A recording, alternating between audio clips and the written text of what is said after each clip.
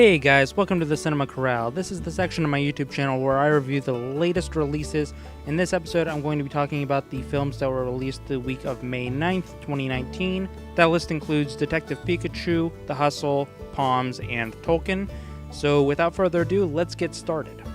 First up, we've got The Hustle, and I have never heard a quieter audience in a comedy before. The audience was almost entirely dead. Not a single laugh was heard for a majority of this movie. And for good reason, this is the least funny film I have seen this year. For those unaware, this is the gender-swapped remake of a remake, Dirty Rotten Scoundrels. This one stars Anne Hathaway and Rebel Wilson, and it's bad. It's not worth your time and money. I'm just going to say that right off the bat. I would not recommend this, not even as a rental, not even as something that you put on Netflix and get drunk with your buddies with. This is just a soulless, bland, uninspired slog of a film. None of the jokes land, the pacing is all over the place. In fact, all of the jokes you can see coming a mile out. Like, even if you've seen, I don't know, maybe like 5 or 6 comedies in your entire life, you follow the threads that they give you to the natural conclusion way before they give you the actual punchline. And then they just keep hammering that punchline into your head as if it were this massive, funny joke. In reality, it's not, and a lot of the jokes have to deal with Rebel Wilson being overweight, so there's a lot of pratfalls, there's a lot of slapstick, there's a lot of haha, she's fat and clumsy, so laugh, and it's not funny. It's cliche and overdone at this point, and it's kind of insulting. I thought we were clear of that earlier this year with Isn't It Romantic, where they avoided a lot of those kind of jokes, and apparently we're not done with that, or at least the writers for this film thought that it was funny. What's worrying to me, though, is one of the writers for The Hustle is apparently in talks to be writing the screenplay for Black Widow. So based on how bad this is, I am not expecting that film to be any good unless this is just a one-off. On a technical level, everything is perfunctory, barely at that. There's a lot of breaking of the 180-degree rule, and that really bothered me. Anne Hathaway is basically the only saving grace in this film, but even then she's still pretty weak. A lot of her accents do not work. If you've seen Dirty Rotten Scoundrels, you've basically seen this movie, except Dirty Rotten Scoundrels is actually funny. I don't have anything else to really say about this movie. I don't recommend it. It's getting an F.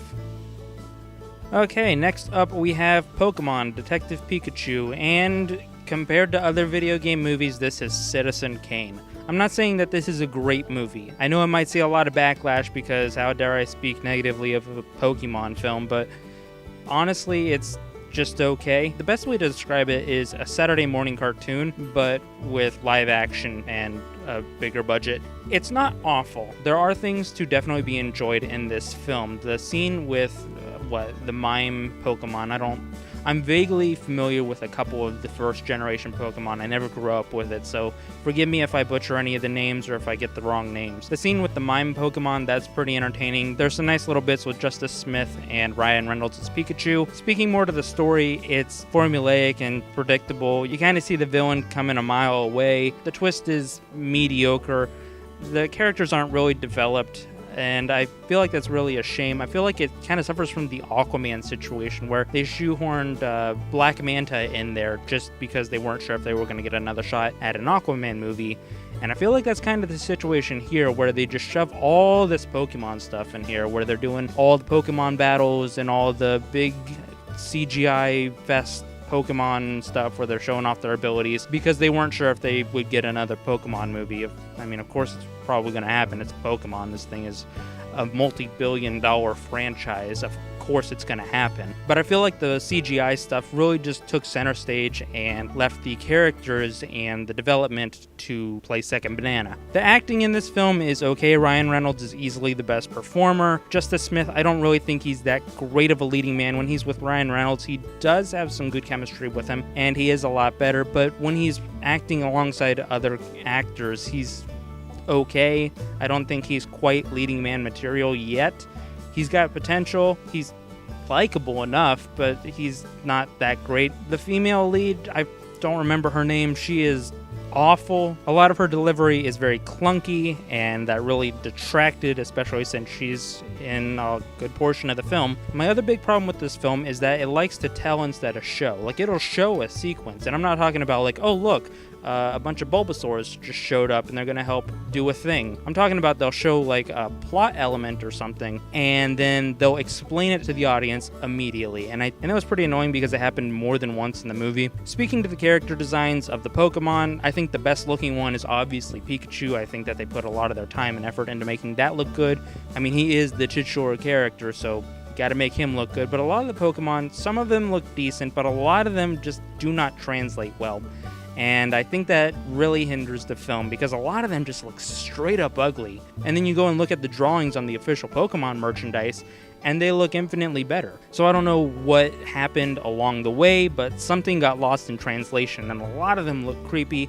There's an underground Pokemon battle that happens at some point in the movie, and there's a Gengar, and he looks like nightmare fuel. I do appreciate, though, that in one sequence they have Angels with Filthy Souls playing, the fake movie from Home Alone. So that was a neat little Easter egg. If you're a Pokemon fan, you're going to get a lot more out of this than I did. Objectively speaking, if you do not know or really care about Pokemon, it's okay, it's passable, it's nothing amazing. But like I said, if you are a Pokemon fan, you will definitely get enjoyment out of this. I'm going to go ahead and give it a C. Next up, we have Poms, and this is the latest film with Diane Keaton. You got some other actors in there. I can't remember all of them. I think Pam Grier's in there.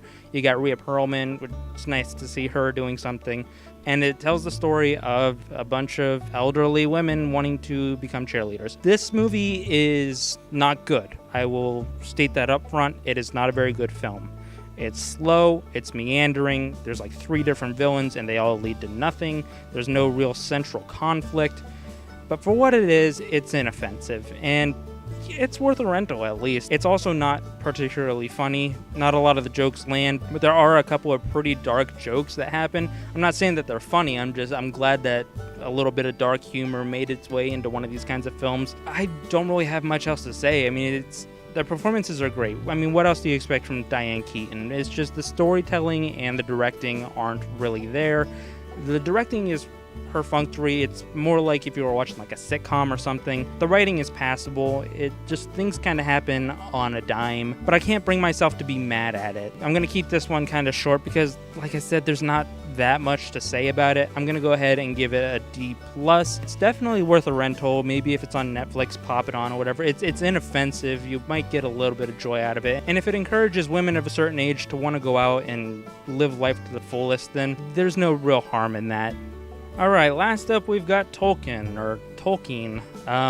Not quite sure how to say that. They say it several different ways in the movie. So I'm just going to go say Tolkien because I am American and I am an uncultured swine. This film is the biopic about J.R.R. Tolkien, the author behind The Lord of the Rings and The Hobbit, amongst many other books taking place in Middle-earth.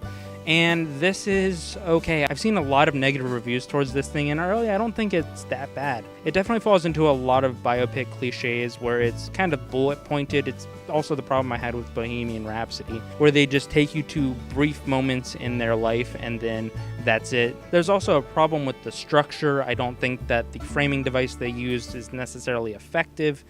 Essentially, it's all a flashback leading up to where he is at the beginning of the movie, which is in the trenches during World War I.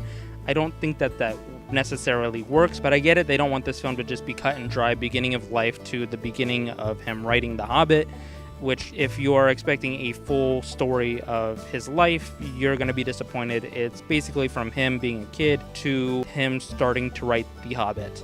But for what this film is, I kind of liked it. You know, it's nothing amazing. I probably won't revisit it, but it's fine. I'm not a Tolkien expert, so I couldn't tell you if this film was 100% accurate, but I gotta say that I was, for the most part, pretty invested in this film. Not edge of my seat investment, but I wasn't unhappy to be there. The film spends a lot of time with Tolkien and his 3 friends, and that's honestly the best part. It's very cozy, it's very British. I probably would have liked a little bit more of that. I just liked spending time with them and seeing what they did together. Essentially, this is a movie that you just kind of pop on a rainy day and you sit back and relax and you just kind of enjoy yourself. The acting is pretty great. Nicholas Hoult, I think that's the guy's name, who plays Tolkien.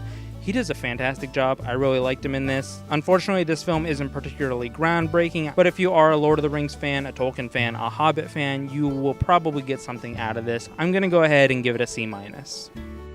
So that is the end of this week's Cinema Corral. I hope you enjoyed it. Let me know what you thought about these movies in the comments below if you've seen them. I also just posted a new episode of Silver Screen Academy, so feel free to check that out. Be sure to like, comment, subscribe. You can follow me over on Facebook at Mario Bennese YouTube, and I will see you later.